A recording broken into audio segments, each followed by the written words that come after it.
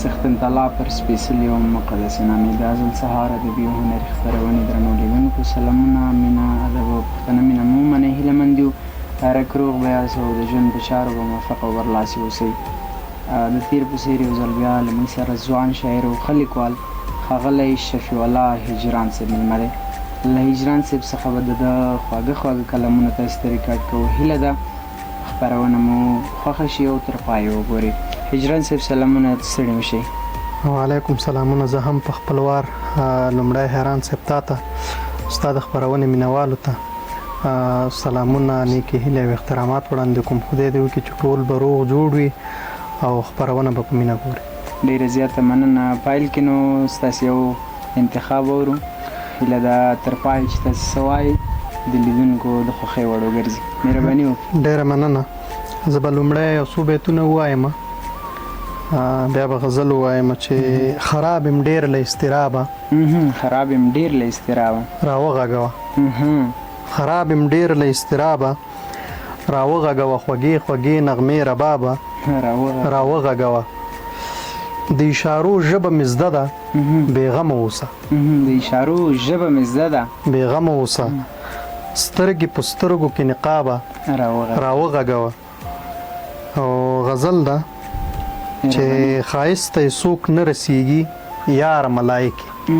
ښایست ته څوک نه رسیږي یاره ملایکې. ښایست ته څوک نه رسیږي یاره ملایکې. خدای ښکلي پیدا کړي بې سینګاره ملایکې. سینګاره ملایکې ډېره لې. د امن لپټه به هم د مور وطن په سر کړم چې څوک خو مې سر پرېږدي تر دستاره ملایکې.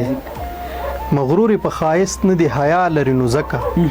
مغرورې په ښایست نه دي حیا لري نو ځکه مخلصې پښتني نه ځي په لاره ملایکې. ډېره لې. څه ګل ګل ماشومان د جنگ وحشت کړلو بې کسه. څه ګل ګل ماشومان د جنگ وحشت کړلو بې کسه. در پاتې دي بې مور او بې پلاره ملایکې. ملایکې ډېره لې. وروستی بیت ده چې هجرانه ادمزاد که ملایکو غوندې وینو. هجرانه ادمزاد که ملایکو غوندې وینو بیا خدای پیدا کولې څه لپاره ملایکې. ملایکې ډېره لې ډېره لې. ډېره مننه. ډېره زیاته مننه. ریحان صاحب بیتونه چې څه په فنکارۍ څه په کمال اړوي رنګ ژوند لکه که مثلا انډیوال اړوي رنګ او دا واري بیرته وړلی نشي سلامت. دا واري بیرته وړلی نشي سلامت. دا واري بیرته وړلی نشي سلامت. دا واري وستا د ځینې خال اړوي رنګ مسته د کابل هوا د مزه لیونۍ.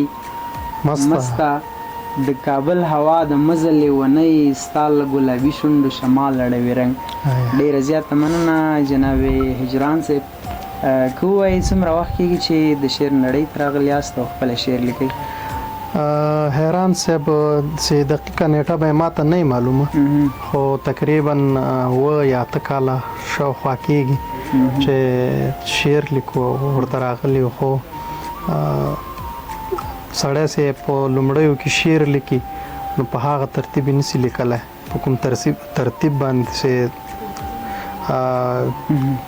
خپله یې زړه غواړي او څه ترېنه د شعر تقاضا کېږي په هغه ترتیب یې نشي لیکلی.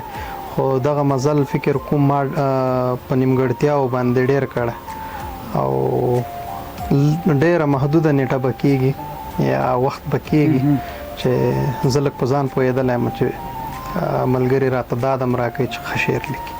نو ځان ته په خپله دا نسو ویلی چې زه به ښه شعر لیکم او یا به څنګه ښه لیکم. ډېره زیاته مننه. اوس به نو دلته هغه کلام اورو چې تاسې اکثره وخت خپله چې یو ځای یوازې شئ خپله ډیکلمه کوئ، تاسې ته په خپله پر کیفه ښکاري. ستاسې له کلامونو تر ټولو ښه کلام کوم دی چې تاسې ته مغزر زه به داسې ووایم لیدونکو ته وړاندې کړئ مهرباني. چې یمانه ملګري کوم شعر ډېر غواړي هغه غزل به ووایم. ما ته خو دا انتخاب ډېر سخت.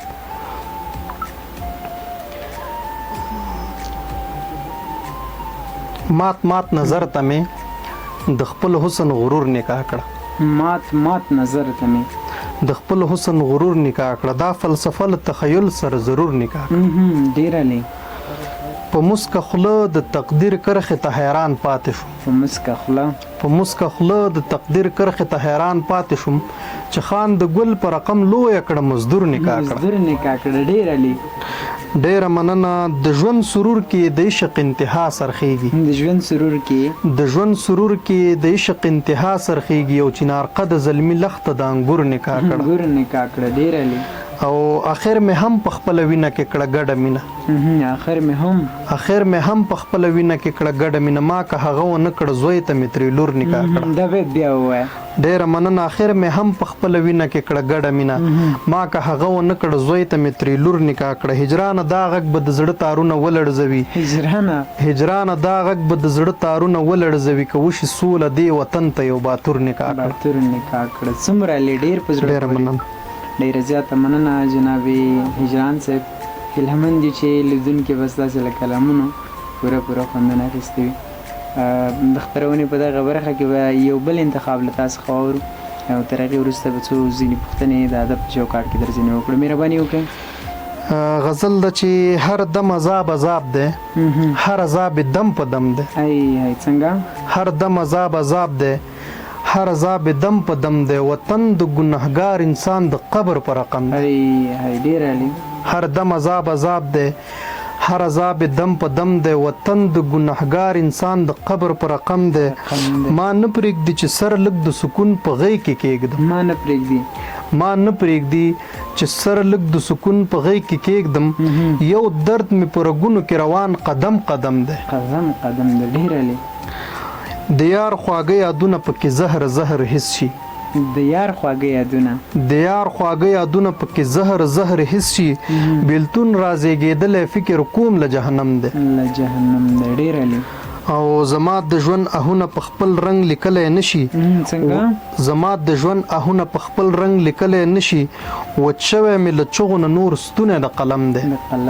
ډېر علي د شپې د تنهایۍ په اذیت کې لذت څه دی هجران اضطراب مې د زړه غوښو ته اړم دی. ډېر علي ډېره زیاته نه پښې ورځي پرې او نه زړه پرې که د پام وي ځینو سره بیا مخکې دل سلوی ناکام وي ځینې رابطې وي لکه شګې په بوټو کې ځینې رابطې وي لکه شګې په بوټو کې درد درته نه رسي خو زړه دې نه آرام وي ته متفاوت اوسه همېمه خلک څه کوي کله خوند کوي. ډېره زیاته مننه. ته متفاوت اوسه همېمه خلک څه کوي کله خوند کوي یو څوک چې لږ بدنام وي. ډېره زیاته مننه جناب هجران صاحب. واقعا ستاسې کلامونه د ستایلو وړ دي او ستاسې قلم د تان اوسي روان اوسي. ډېره زیاته مننه چې پښتو ادب ته کار کوي او زیار وباسئ. یو بل کلام به له تاسې څخه واورو تر هغې وروسته به نو خپرونه راوړو. مهرباني وکړئ. تل ژوند ته قایل احترام ډېر کوو موږ متقابل احترام ډېر کوو. ډېر علي لوړ ساتو موقف د انسانیت په ویاړ ځکه د جاهل احترام ډېر کوو. ډېر علي غیږ کې قرآن موږ ته پرانستی وي خود به د راحل احترام ډېر کوو. یو به د کاروان په هر سرود درود بل به د سایل احترام ډېر کوو. ساتي مو هغومره د غفلت